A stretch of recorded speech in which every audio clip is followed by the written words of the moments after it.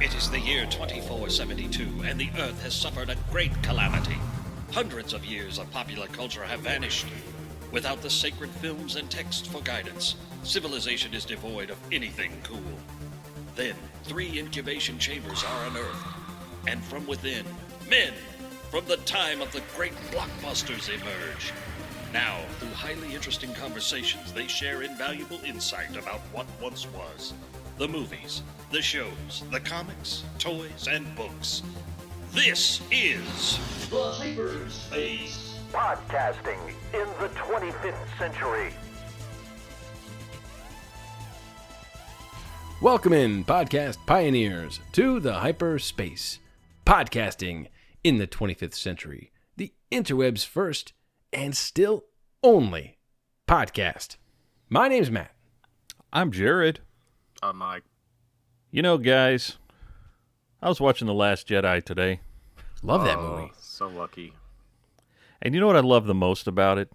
That So much, there's so much to love. There's no... That it subverted your expectations? Yes, and there's no gratuitous fan service. Like, Oh. you know, he flirted with it when he had that scene with Luke and R2 on the Falcon, Yeah. which was the best scene in the movie. But then he pulled it back, and he really smartened up. Yeah. And Don't ever give the fans what they want. No, he went for the gut punch. You know, R2 did not talk Luke into helping anybody, That's true. and everything was just a big pile of crap. And Yeah, I well, think that's what we deserved. But that's And- also art. That's his art. that is. You know, I mean, listen, when you're handed the reins of a major franchise, you turn it into what you want. Exactly. You don't give the fans what they want. There's No, no that- obligation. They don't Nothing. want to have any sort of, be fed any of the 40 years of backstory that they've invested money and time into. No, they don't want that at all. They don't want They don't need the closure that they thought they needed. Listen. or I should say that they thought they deserved. And let me tell you something else. The fans who demand that kind of thing are toxic troll boys who live in their parents' basement and are 50 years old. Yeah. And hate women. They hate women. They do. They don't They hate themselves. They don't understand what a good movie is really all about. Well, thank God for Ryan Johnson and him showing us the way, the error of our ways. His way is the way. He needs to take over Mandalorian because I'm sick of that show giving me everything I want. Listen, What are we talking about here? well, it's become quite a hot topic in these past few years as mega franchises like Star Wars and Marvel have really amped up what we are calling fan service, which, I did some research on fan service. If you Google fan service, you find out some interesting things. Like, Sounds like one of those bamboo spa things that you can order. well, Is that a degree you can get online? yes, fan service. Yes, I believe you can get masters in that online. Well, so anyway, fan service actually became a term, and it's from Japan. And it referred to anime and manga, and fan service was the heroes of these stories in these animated shows, movies, or books, usually female, would appear in sexually explicit ways in the story. Man, would. And this is really how the term fan service got started. Wow. Well, of course, it makes perfect sense to me. Yes. In Japan, I don't believe it. Yes. So anyway, this term has certainly Evolved. mutated, I guess you could say. Man, I tell you what. But what we're going to talk about it in the context today of what some would see as a gratuitous A scene. wink and a nod. Correct. Something. Sorry, I'm stifling a belch like William Shatner and Carrie Fisher. Trying not to talk. Just let it out. We're all friends here. Okay. But yeah, fan service, as we're talking about it, like Mike said, is a wink and a nod. People who enjoy it really enjoy it. People who think it's gratuitous are generally Soul suckers. a-holes. But anyway, we're going to talk a little bit about it tonight, when it's done right, and maybe when it's backfired. And I thought that would be an interesting conversation to have. Did you think that? Or we could just go talk about scantily clad anime girls. Well, I tell you what. How about before we even get into that, we switch gears and we get a little random first. Do it. Random access memory. This is the part of the show where we get a little bit random. I'll throw a random question out there and get some random answers back. So I got one for you guys tonight. Shoot. All right. I don't know why this popped in my head the other day, but I'm thinking, I love deviled ham. I don't care what anyone says. deviled ham. God. Yikes. If you guys had one opportunity, just one, to go back in time to observe something, not in the way to interact, but I'm not going to write too many rules about it. But if there's one place in time you could go, where would you go? Holy crap. Casting a bit of a wide net there. Yes, I am. Go for it. I know what I would witness. All right, Mike. The moon landing from the moon. Like, Okay. hiding behind like a crater and watching it happen. Well, the good thing about it now is that, you could actually jump back in time from the moon because, don't you work at the moon? Yes. Well, Kirk. on weekends. Yes. You do tuber up there. Yeah. Well, every now and then you get lucky and you get somebody who wants to go to the moon. Yeah. That's that's your day right there. That would be pretty cool to see from that perspective. Would you the be lander coming down? Would you be wearing a black jumpsuit like General Zod and hiding behind a rock? You kind of look like Zod with the beard and everything. You could pull it off. Wow, thanks. That's He does have a bit of a Zod look, doesn't he? He does. Terrence Stamp is not an unhandsome man. I Man, don't- look, you could have that deep V-neck that goes down to your navel, just like Zod did. That kind of plasticky shirt-looking thing. Yes. Well, then I would be interfering with time, and who knows what disastrous That's consequences true. would stem from that. Listen, or you could just go to the moon and, like a lot of people say, you'd witness nothing because we never landed there. And Or then Buzz Aldrin just would waiting. punch you out. He's just Or waiting. what I could do is when they turn their backs to me, I could chuck rocks at them, and, freak them out. Yeah, that's true. Hey, what was that? Is that a rock? It reminds me of a line from The Earth to the Moon where he goes, "What are you going to say when you land, Neil?" He goes, somebody else says, if he had any balls, he'd say, "Oh my God, what is that?" and cut his mic. That would have been truly amazing. So, yeah, that would be cool. Just to kind of stand around and watch. Yeah. That's a And good then one. Look for the ship that the Transformers crash landed on there, too. There you go. Yes, of course. Let's see.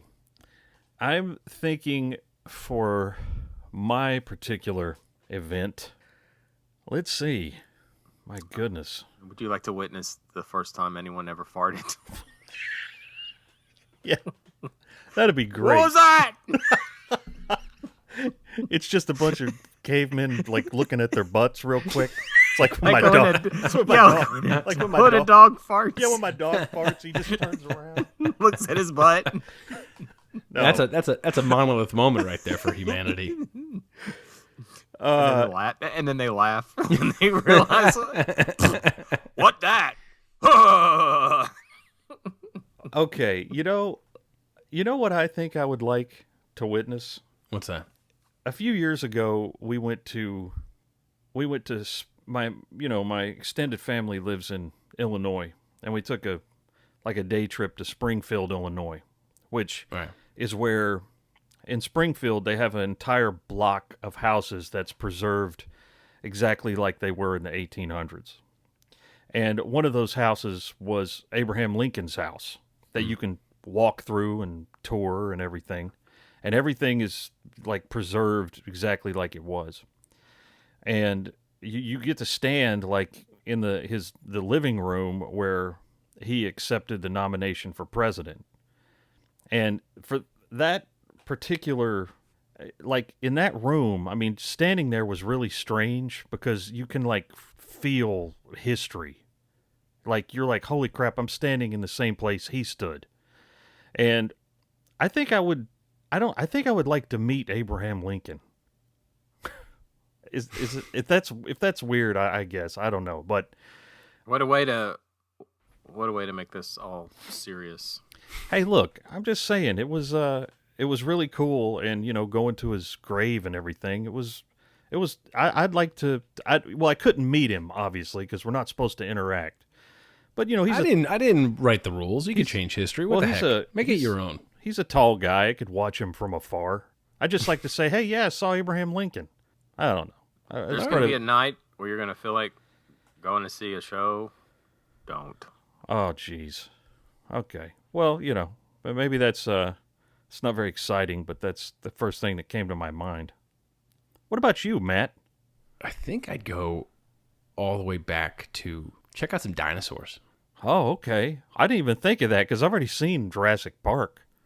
Just go down the museum down the street where they have. Well, no, I think I'd go back. I want to see what was going on back then. I don't know which period, but what worries me. Does it matter? Dinosaurs. No, dinosaurs. but what worries me is like that movie, the movie of Land of the Lost, which kind of grew on me as kind of a funny movie with Will Ferrell. When he was sitting there, I'll take your word for that. He was playing the banjo, and all of a sudden he starts to get like real drowsy. And he turns out he has like a giant prehistoric mosquito on his back. Oh, like gosh, sucking the life yes. out It's of him. like it's as big as his whole back. Which is a great scene, Mike. If you haven't seen that, it's actually really funny.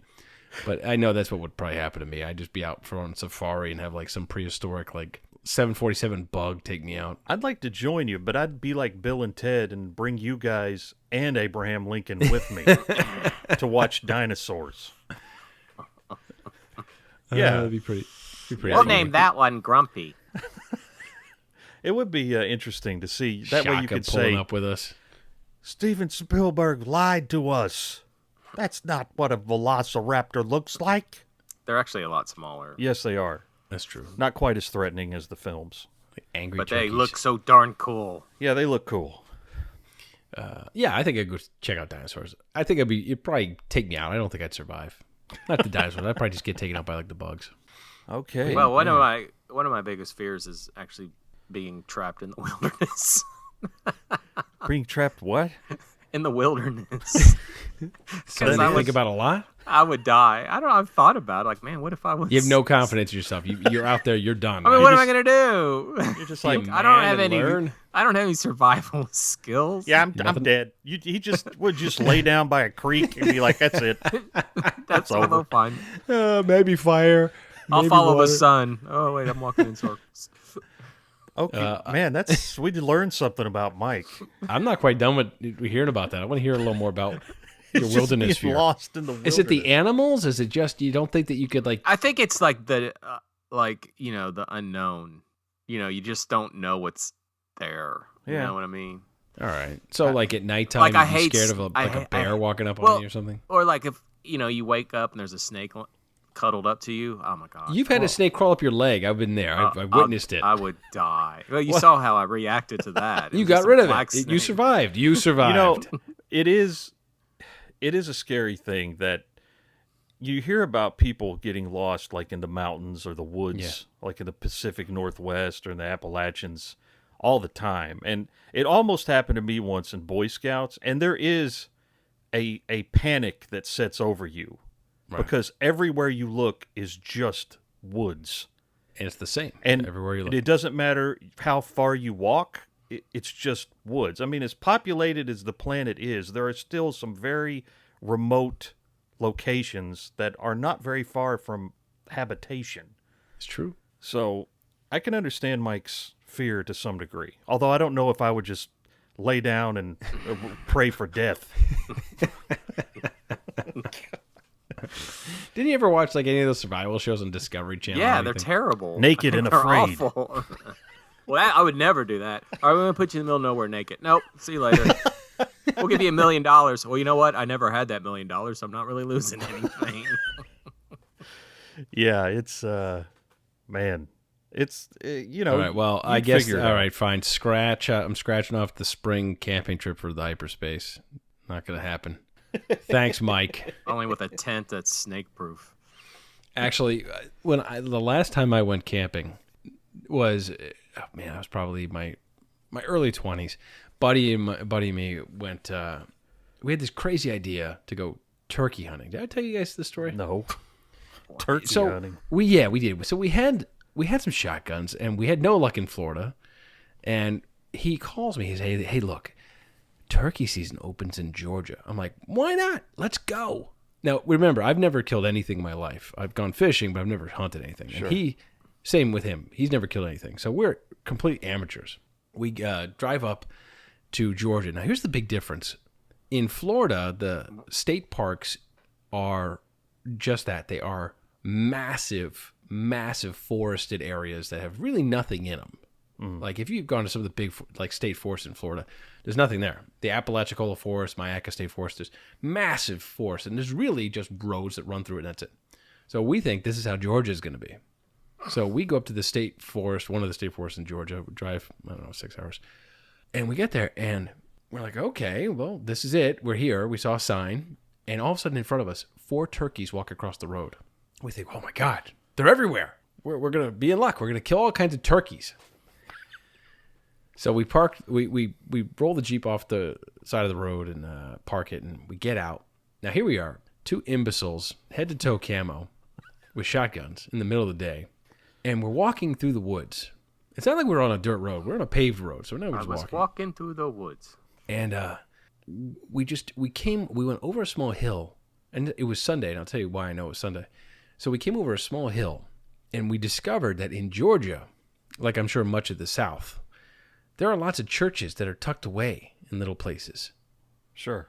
So we came over a hill, and there was a tiny little, like, old school, 1-room, tiny little church that was down a road, little dirt road, that was a local community that was having a service. And here are these 2 morons walking up over their hill with 2 shotguns looking down at their service, and everyone stopped and looked up at us, and we're like, we backed slowly away. And we're like, this is just... it just sucked. So anyways, that night we decided to go further north to the north border of Georgia. We're going to go camping. We're going to do this. We had a tent. We're going to be campers. So we camp, and it's in the Smoky Mountains, and it's pitch black. We made a fire way too big, and it's just him and I sitting around this giant fire. And we realized if you've ever sat around a fire at night, and I know, Jared, you have as a Boy Scout, you can't see anything except the fire. No. So there was a sign on the way down to our trail that said, caution bears. And when you go camping, you're supposed to be very careful with your food. You're not supposed to throw food around. You're supposed to put a bear bag up so bears don't come in your camp and, maul you. So we had food everywhere. It's by our feet. It's everywhere. And I look at him, I'm like, there could be a bear 2 feet from me right now. I couldn't see it because we made a bonfire for some reason. So long story short, we end the night. We're like, let's cash out. He gets the tent out. We get our sleeping bags out. We go to sleep. And I realize, I'm getting the worst headache of my life. I'm like, what is going on? It's cold. And I realize he had Scotch guarded the entire inside and outside of the tent. It's a brand new tent. He Scotch guarded, thinking this is going to waterproof it. This is how experienced campers were. Oh my gosh. And it was toxic. And I was literally like, oh my gosh. So we had to open up all the flaps, and it's freezing out. Open up all the flaps. And I get this migraine headache with a loaded shotgun next to me, and now he starts to snore. I'm thinking, Matt came out of the woods. I contemplated blasting his head off. I did, but I didn't. Well, you got good news. It wouldn't have stained the Scotch guard. No, it just would have rolled off. Oh man, that was the last time I went camping. So, and I had been camping quite a bit when I was younger than that, but that was the worst. We're a long way from time travel. It's true. That's why we go random. This random segment. How about we bring it back? How about we wrap up random and just get back to some fan service? All right, let's serve the fans. Cruising on Cespa in my DeLorean. War's over, I'm a piece of Mandalorian. The story is Stump, Star Wars historian. Stephen debate, but they play at Bet Against. Rhyme Renegade, shut up, penetrate, first and second defense. I won't hesitate. Guys, there's nothing worse than when you're sitting there watching a movie or a TV show. And that is the worst. It is. That's the worst. And then, they put the brakes on the movie and then show you something cool. Isn't that the worst thing ever? As a hopeful film critic one day, it just really teased me off. I mean, it's like we were talking about earlier. It's getting in the way of art to throw the fans a bone. So I mean, what are we trying to make money here? I mean, come on. Sure. And, this term, fan service, it has really been thrown around a lot, especially in the last few years with the rise of the Marvel films and Star Wars. You know what? Speaking of Marvel, let's stick on that for a quick second. Mm-hmm. I've got a question, because we've kind of talked about this before with comics. I didn't grow up reading comics, okay? So when I see the Marvel movies, all those storylines are fresh for me, right? Yes. Even though I have a rudimentary, comprehension of who these people are and some of their minor storylines, but I don't know the ins and outs of them. So for me, I'm learning as I go. But I know, Mike, you read a lot of those comics, and Jared, I think you read a few of them. So as far as fan service goes, to my understanding, the Marvel series so far has done an amazing job working in little tidbits from the comics that only people who read the comics would pick up on, little Easter eggs to make them happy. Is that true? Well, I was a DC guy, so I never really read Marvel. Well, you're not going to help me in this conversation. Well, I can help you. I can't help you. You know, full confession here, when I was referring to Marvel and fan service, I was pretty much talking about the series of films. Referring to themselves? Yes. And as far as, because if you want to break it down, the last 45 minutes of Endgame is a fan service film. Well, actually, I would say without question, Guardians of the Galaxy has a lot of fan service when they're in the collectors. There's little Easter eggs there. Yeah, like Howard the Duck, the dog, the Russian astronaut dog, and stuff like that. So I know, what was it, the Warlock's cocoon. And those are very complex movies because there's so much to draw from, much like Star Wars and Star Wars Legends and the expanded universe. There's a lot of really good stuff to look back on and what they can pick to choose. So what they pick, I'm not saying necessarily has to be obvious, but people who know it. And that's what real fan service is. It's giving the fans something that they're familiar with, something that they pick up on, something the general public, like myself, who's not really familiar with the Marvel stories, won't pick up on. Well, also, but what makes it successful is that when it does that, but also stands on its own. Which is exactly what we say about The Mandalorian. So, correct. Another perfect example of a very successful, very entertaining series that we've all spoken to people who've never watched Star Wars, but enjoy The Mandalorian immensely. So, yes, and The Mandalorian does it right. There's little tidbits that are dropped, or they simply stop the show and give you a good 5-minute fight scene of Boba Fett wrecking stormtroopers with a gaffy stick.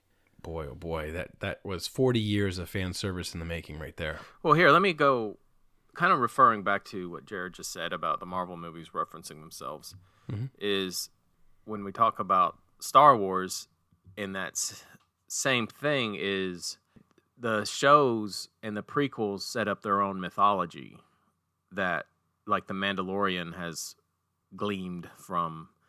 And I think when you talk about the sequel trilogy, I think they purposely tried to not do that, and that's where they really got into trouble. And then that's why you had Rise of Skywalker. It was sort of like this massive apology of like, we're sorry, it's all here now.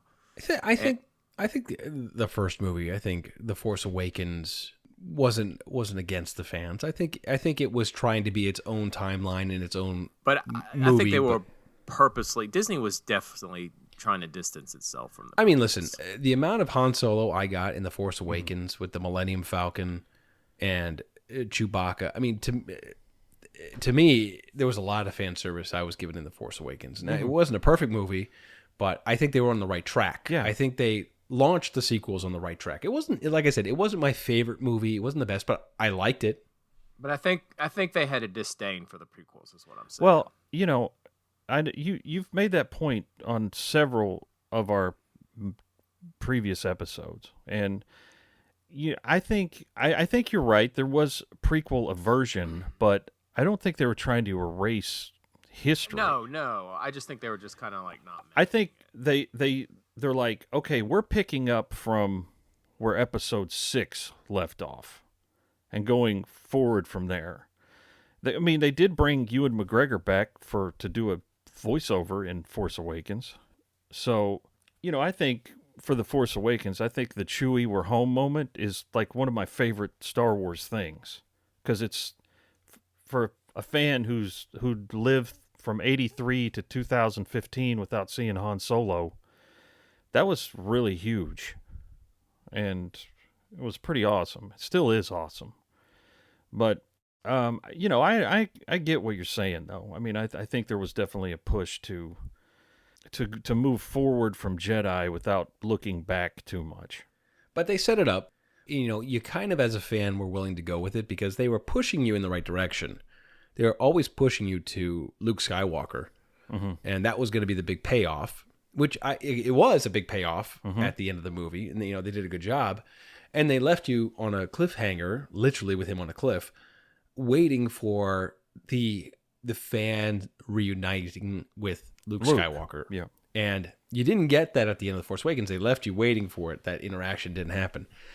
And then, of course, Rian Johnson flushed it down the toilet with the very first scene in the movie. I don't know if Mike remembers this, but he told me something once.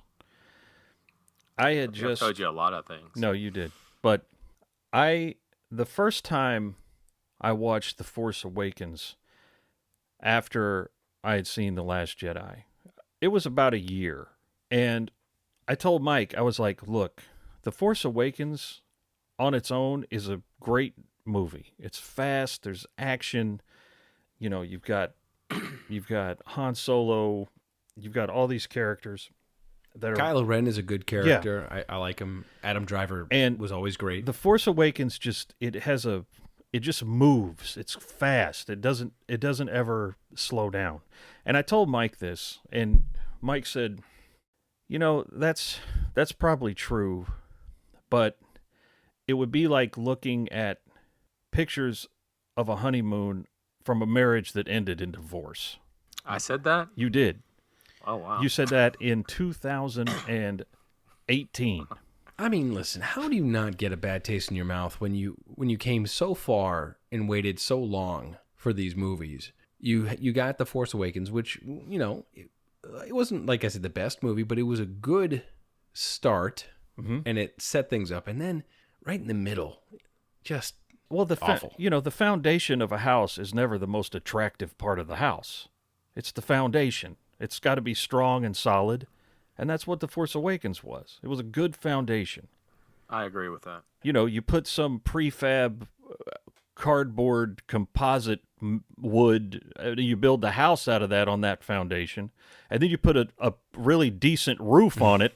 Yeah. And it collapses down. It doesn't. And so talking about fan service or the lack thereof, and if you listen to these interviews with Rian Johnson, I really feel that he was empowered to take the Star Wars movie and possibly the franchise, because I think they were really testing him out with this, and make it his own and take it and run. And I don't understand the logic there or his aversion to making the fans happy, but he made choices and vocally spoke about them in several interviews about how he the more fans that hated his movie, the better he felt. Because it's like it gave him power. Yeah, and he wanted it to be his own perspective of Star Wars. He didn't want the fan just to make a movie for the fans, because as an artist, that's not satisfying. And unfortunately, once you get a franchise that has become so rich in fandom for so long, for generations and for decades, I mean, it's almost half a century old.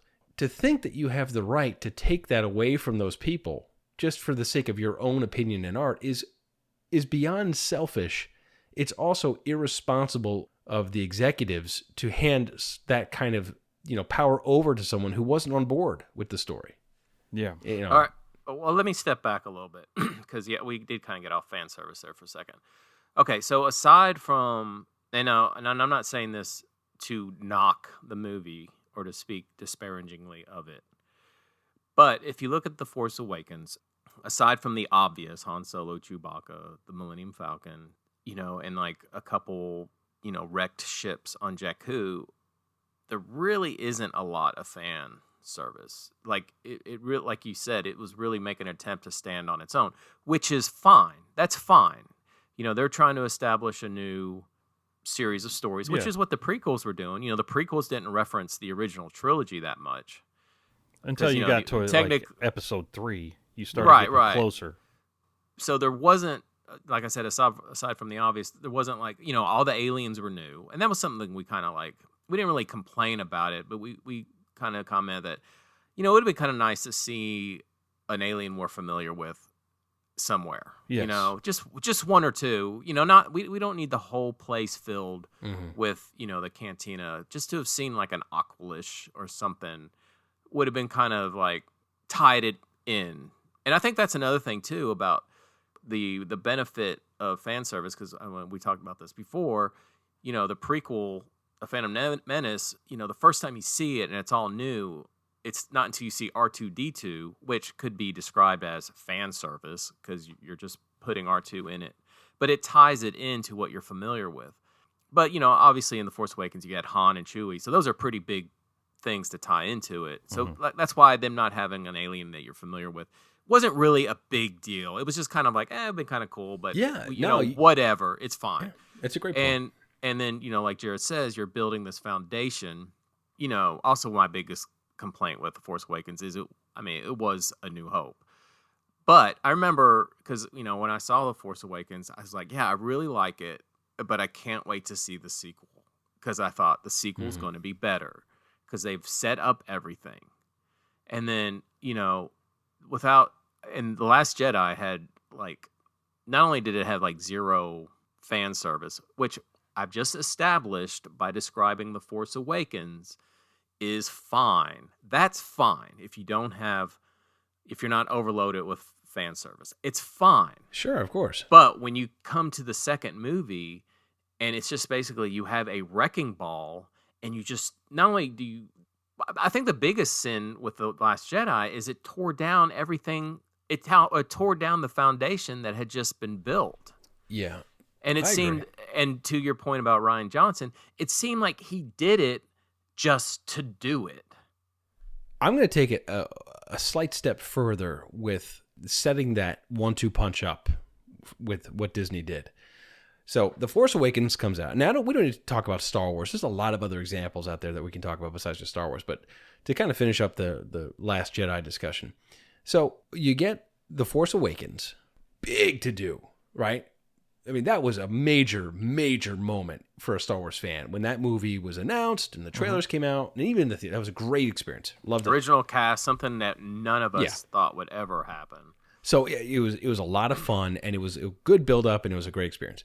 So jump ahead a couple years, and Rogue One comes out. Rogue One was a complete fan service movie. It was in the timeline, the sweet spot that the fans remembered.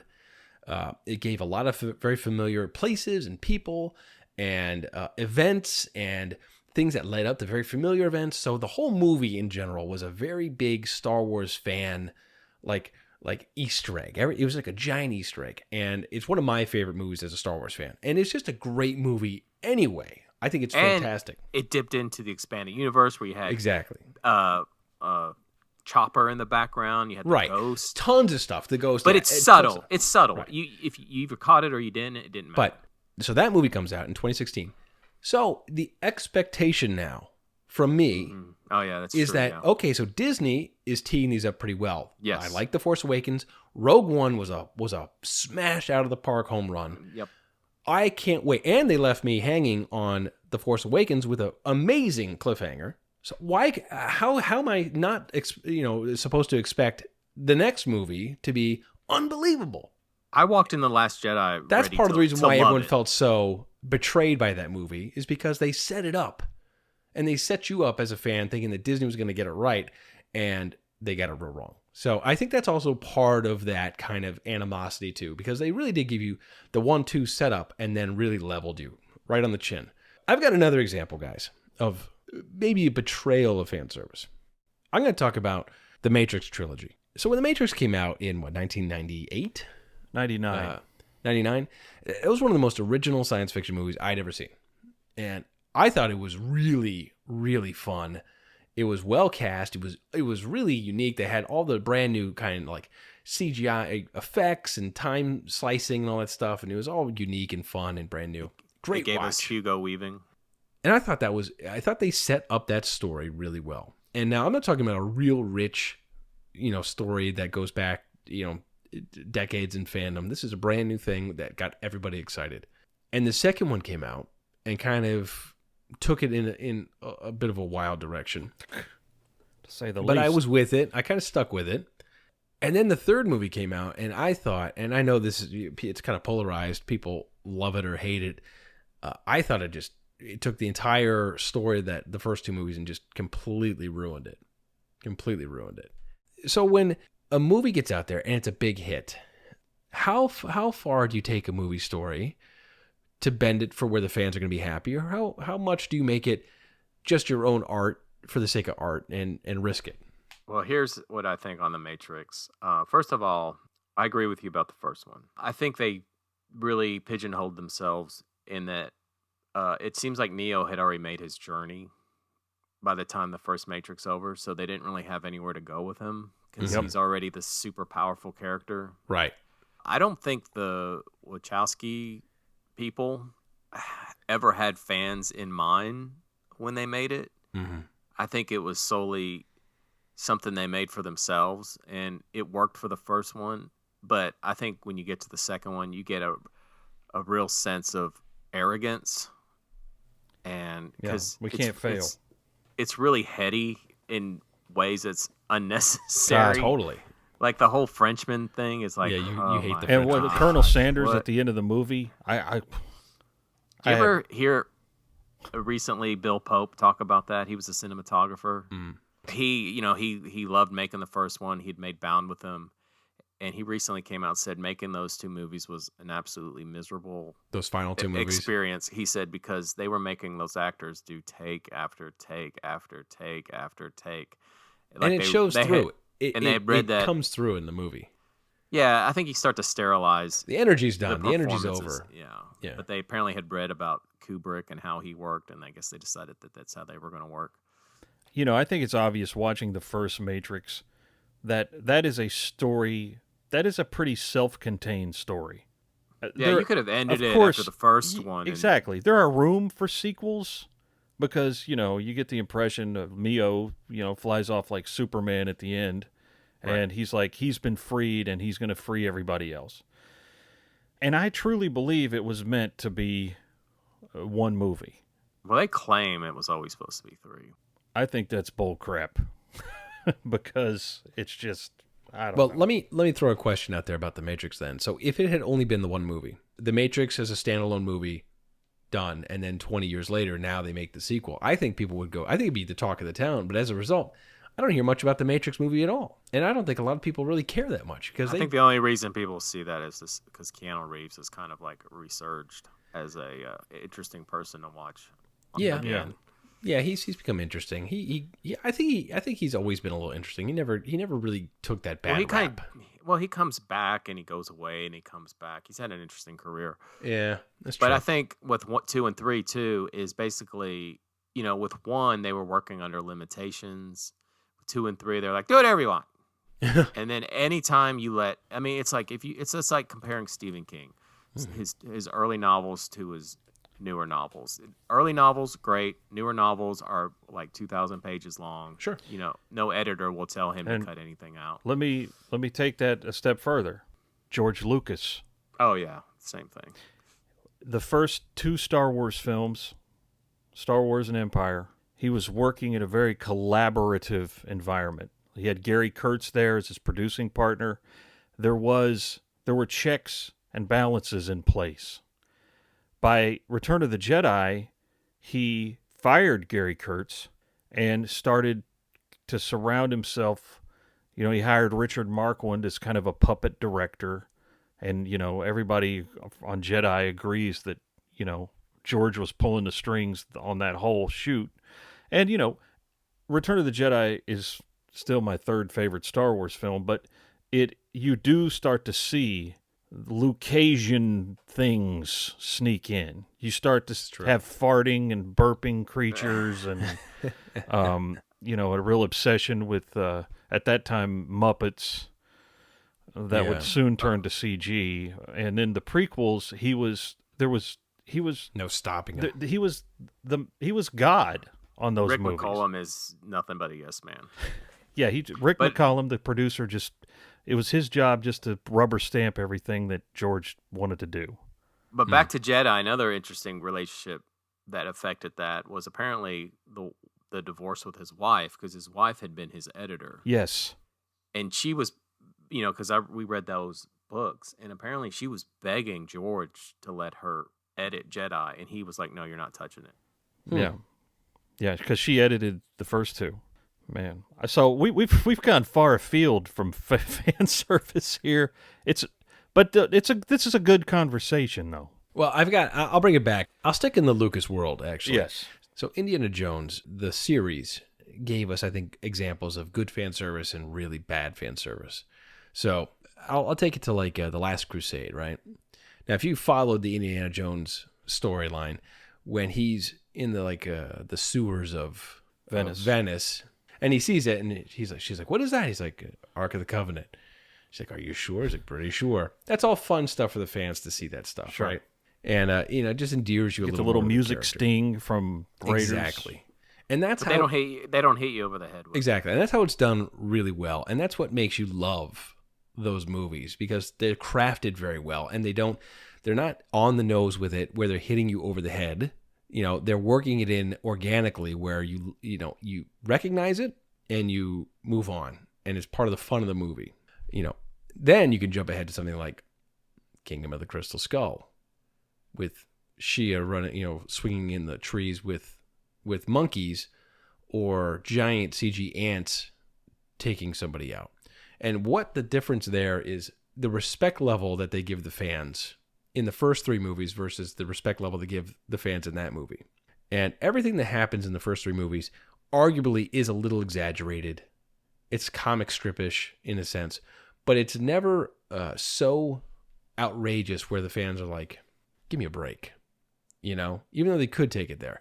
It's just on the borderline of almost like superhero-esque, in what happens, but yet it's still within the realm of believability. And then you jump to the fourth movie where, listen, they're funny scenes to watch Indiana Jones get blown out of a nuclear test site in a refrigerator. But at the same time, the movie starts to take it into an absurd level where, as a fan, you almost start to go like, this is not the Indiana Jones kind of movies that I grew up with. And there are scenes and choices that were made in that were just so ridiculous. I'm like, as a fan, I'm like, you're losing me here. Does that make sense? Yeah, it's sort of like you do more. It's like you start to ramp everything up in the sequels. You one-up yourself. Here's a good example, completely off what we've spoken about. But Ace Ventura, Pet Detective. Oh, man. On steroids from the first movie. Good example. If you watch the first one, it's just, okay, it's cute, it's funny. Yeah. You get to the second one, and it's like he plays the character to the nth degree. You're right.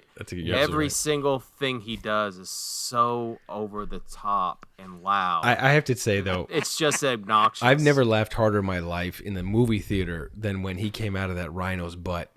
Well, yeah, that's true, but everything else is... because, in the first movie, he goes, alrighty then, and then in the second one, he's going, oh, yeah. Righty then. He just, stretches, and he's like, oh my gosh. It's just... But that's kind of what you're talking about, where they just take everything, and they just crank it up to 11. Yeah, they take... This one goes to 11. Or 15. But but that's where you take a very like Indiana Jones was a very well loved. To me, Raiders is my favorite movie of all time. Mm-hmm. But the Indiana Jones trilogy, and I look at it as a trilogy, is they're some of my favorite movies. And then the excitement, unlike what we saw in The Force Awakens, where Han Solo was given a solid movie to exist. Well, that was the best part. Force Awakens is almost like a Han Solo movie. Well, that's exactly right. So you have, though, a big time gap, and you bring the character back, and you don't miss a beat with Han Solo. And it's a good movie with Harrison Ford and Han Solo. Yeah. Indiana Jones, it's been a huge gap, and you bring him back. And I feel that they were trying to make an old man do young man things, and then the stuff around, the action around him was just way too over the top cartoony for what in comparison to the other Indiana Jones movies were. Well, Well, I have to say, my favorite part, the Kingdom of the Crystal Skulls, when he finds out Sheila Both is his son. He goes, they're in the quicksand. You're going and back he goes, to school. Yeah, what do you mean he dropped out of school? Yeah, because he tells him before. It's no big deal. Yeah, it's like, do what you want to do. But then he yells at him for dropping out. I love that moment. Well, what I'll be interested to see is, we didn't talk about it the other day on the last show, but Indiana Jones was mentioned in the Disney Investor Day. And I saw that. It's shooting in spring of 2021 with James Mangold. James Mangold directing it. And I am really, and they did say this is the final adventure of Indiana Jones. So I'm really cautiously optimistic. I think James Mangold's a great director. Mm-hmm. And, I hate to say it, you have George, probably thankfully out of the mix. Hey, wait a second. I wanted to have him. He was going to start swinging. I was going to get some 8-foot chimps. He was going to swing with those guys. I was going to amp it up to 11, and then they were going to throw their giant feces. Okay, George, get out of here. God damn it. You can't keep kicking me off this show. Get out. Sorry about that. But yeah, so I'm excited. I think they've learned, Spielberg is still on it as a producer, and I think they've learned their lesson from Crystal Skull, and I think they're gonna close strong. At least I hope so. Hope. Yeah, I mean, Harrison Ford's attached to it, so I mean, it's like, well, just keep it PG. It doesn't. I don't know what degree we're gonna have Indiana Jones as the main hero in it. I mean, maybe he will be the, almost like how Sean Connery was. Well, I don't know. I think if there's any be swinging whips at 78 years old, yeah. Look, I'm telling you, if there's any man in his 70s who could still kick ass, it would be Harrison Ford. Osteoporosis. Listen, like his arm. I don't think he has that. Look, he crashes planes in his 70s and walks away from it with a broken sternum.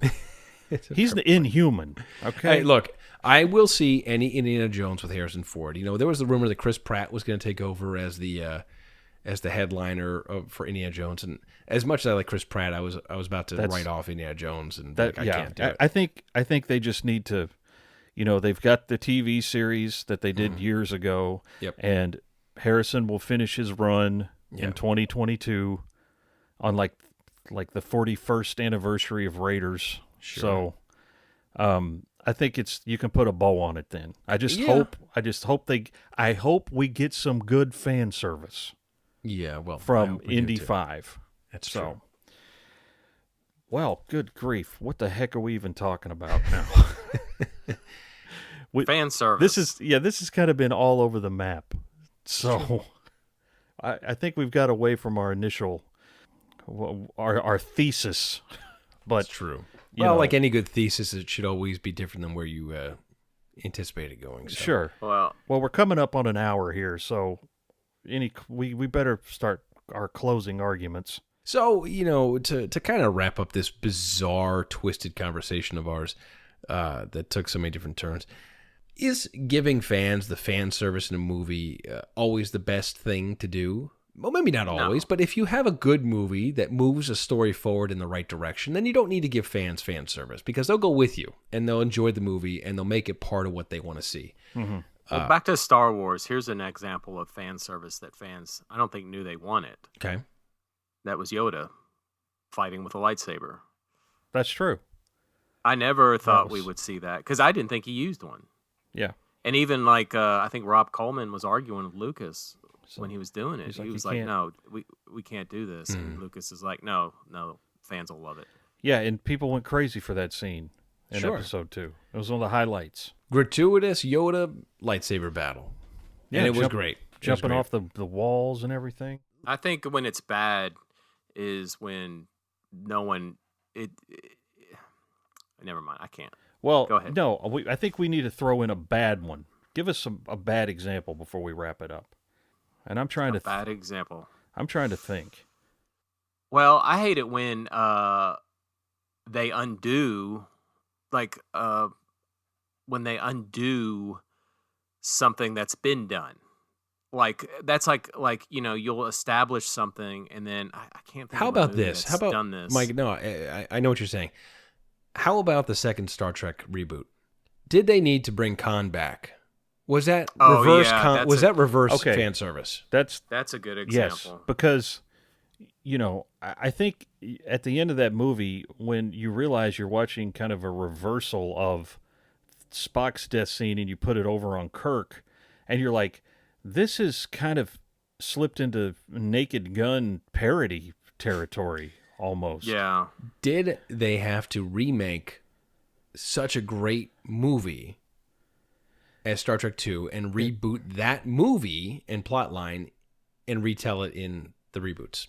I don't think we've so. discussed this before, and I think we all agreed that you didn't have, like, Benedict Cumberbatch could have been a totally different character. Yeah, absolutely. Did not need to be Khan because he was nothing like Khan. I mean, he was nothing like Khan. Right. No. And- I mean, Ricardo Montalban played that character in a specific way. Mm-hmm. Ricardo Montalban was also a Hispanic gentleman. He was exotic. He was an exotic person. Benedict Cumberbatch is a Snow White UK guy. Yeah, but, I mean, I think this is what happens when big studio executives get nervous that something strong like the first reboot I thought which gave the fans ample fan service and fun moments in it. Yes, which I think was done very well. I think they get nervous where they're like, well, we have to go back to the well with we know what worked in Star Trek. We don't be original. Let's take something that the fans already love and give them that again. Because that's a shame because Star Trek 2009 is a great movie. Fantastic movie. It just is a great movie. I keep trying to get my wife to watch it, and she's a huge Chris Pine fan. In fact, she would like it. He's all she over would that leave movie. me in 2 seconds for Chris Pine. And I have said, you need to watch this movie then. You will love this movie. And she still won't watch it with me. So, but fantastic movie. And I remember talking to you guys after the first one came out. It's like, it's so cool. It's like we've got Spock and Kirk and all these guys back now. That Shatner and those guys aged out, but now we can have new adventures with these guys for however many years. And they did it right where you bought into it. It was It was a great reboot because it didn't. It wasn't like a true reboot in that it. No, you had Leonard Nimoy in it, for God's sake. It was the original It history. was an alternate. Yeah, the original history was all still there. Right. It still existed. It just happened. This whole thing took place in the Kelvin timeline. It was a very smart reboot, and it was a super fun movie. And I watch it today, and I think I just have a big smile on my face. But I think they got nervous. They got spooked by the success of it, right? And they're like, "Well, holy crap! What can we do? We've got the whole galaxy, but let's do a shrouded remake of The Wrath of Khan." Yeah. And try to pretend we're not doing that. And I think it had the exact opposite effect. Look, I'm not saying that it wasn't a fun movie to watch in terms of its action. It has its moments. It has its good witty moments, but like as far as the plot goes, it was such a letdown after the first movie to see them rehash something that I think is one of the best science fiction movies ever made. Correct. Yeah. And, that was another instance where they tried to redo stuff that they did in the first one, but bigger, like the space jump that they did in the second one. Oh yeah, where they're going between the ships. Right, which was a cool scene, but you're still sitting there kind of like, oh, I feel like I've already seen this. I think if we look back, I think the right way to work in fan service is to make it organic, not as much on the nose, and make it a part of the movie that makes sense. When it's really overt and really on the nose and really there just for fan service, I think it can backfire on you. I think you walk the line. I think you walk the line when you get real on the nose with it. When it's not written in naturally to make the movie move forward, and I think it doesn't work. I think the Yoda is a good example. Yoda was borderline it was really fun to watch, but it was also like you knew it was there just for the fans to watch Yoda flip around with a lightsaber. But it was still okay because they didn't give you too many of those moments in the movie. But in like the second Star Trek reboot, the whole thing was just kind of like taking you in directions you didn't need to go. Yeah. Well, I think if you want fan service, if a textbook on how to do it correctly, it's The Mandalorian. It just is. You know, like we were talking, the aliens, they populate the aliens with a mix of prequels, sequel, and original trilogy aliens. They're all in there. You know, that's how they fill out a frame. It's like, well, hey, we've got a bunch of aliens. We don't have to invent more. Let's use some Abyssians and Rhodians and all that. Gamorreans and you know, all the other Ians. And just like Rogue One, you know, gave us the Darth Vader scene we had wanted to see for all those years. Oh, man. Then the Mandalorian turns around and gives Boba Fett his own hallway sequence. It's true. You know? And you know what? I think, you know, having just said that kind of keys into what is wrong with The Last Jedi. We wanted that same moment with Luke, and we absolutely did not get it. Yeah. That's true. And that's why. And then we were told we were angry fanboys because we didn't get Sure. it. And that's why The Mandalorian's going to make that right by bringing Mark Hamill back in the show this week for the season finale to fight Moff Gideon. That's a prediction. I don't know if that's true, but we're going to try to get Hamill on the show here and see what he says about it. I think that kind of wraps up our fan service discussion. Oh, yeah. We could probably keep going, but, you know, we can't make this thing 3 hours long. I want to thank all the podcast pioneers for joining the Hyperspace. This is our 50th official Hyperspace episode. Whoa, we're 50? This is the 50th episode. Now, of course, we have our We're almost as old as Mike. Our other shows out there. We have the Carbonite Chronicles and the Tashi Station Diaries and the Cloning It In. But as far as the Hyperspace goes, our flagship show, this is our 50th episode, guys. So we have to thank everybody for listening, and you should celebrate with us and go buy a shirt. Check it out. We got buy great a shirt, merch. Please. Check out the Hyperspace. Christmas is right around the corner. We're talking about fan service. That's the way to celebrate fan service. It is. Go wear a shirt. And before we leave here, guys, I'd like to tease something. Sure. We got something coming up on the Hyperspace, and we are going to be taking, of course, a winter break. We got something coming up, some kind of big. We do, and we're not going to leave you hanging in the off season. No. We're going to bring in our old pal, Rocky Balboa, and we're going to talk about how many films? 8 films that he's been in so far. We're going to have a new series. We're calling it Babbling with Balboa. And these episodes, we're going to break down 2 films per episode, and we're just going to talk about Rocky Balboa because, you know, we love sci-fi, we love fantasy, we love all that stuff, but we also love the 1970s and 80s, and there was few people bigger in that era than Sylvester Stallone and Rocky. So be on the lookout for that over the Christmas break. And we got one more regular season episode to go, so we will see you for that episode next week.